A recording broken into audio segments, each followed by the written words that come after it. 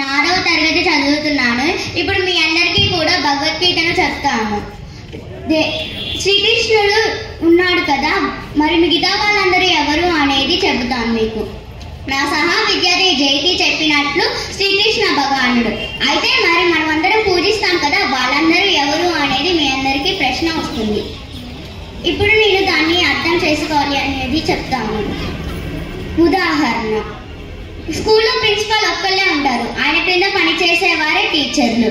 అలానే శ్రీకృష్ణ భగవానుడి క్రింద పనిచేసేవారే దేవీ దేవతలు.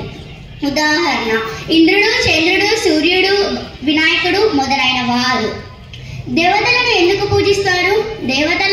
దేవతలు వరాలు ఇస్తారు కదా, ఆ వరాలు ఎవరి ద్వారా వస్తాయి అనేది భగవద్గీతలో 7వ అధ్యాయం 20 శ్లోకం నుండి 23 శ్లోకాల వరకు శ్రీకృష్ణ భగవానుడు చెప్పారు.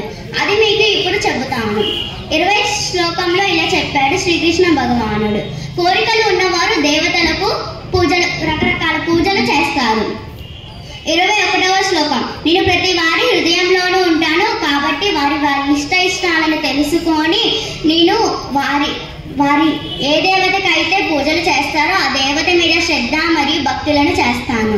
22వ శ్లోకం, అలానే నేను దేవతలు వరాలు ఇస్తారు కదా, ఆ వరాలు నా ద్వారానే వస్తాయి. ఉదాహరణ, మనకు అమ్మ పాకెట్ మనీ ఇస్తుంది కదా, ఆ పాకెట్ మనీ అమ్మకి ఇచ్చేది ఎవరు? నాన్న కదా. 23వ శ్లోకం, దేవతలను పూజిస్తే దేవత లోకానికి వెళ్తారు, నన్ను పూజిస్తే నా లోకానికి వస్తారు అని చెప్పాడు శ్రీకృష్ణ భగవానుడు. మీరు కూడా భగవద్గీతను చదివించండి, బోధించండి. హరే కృష్ణ.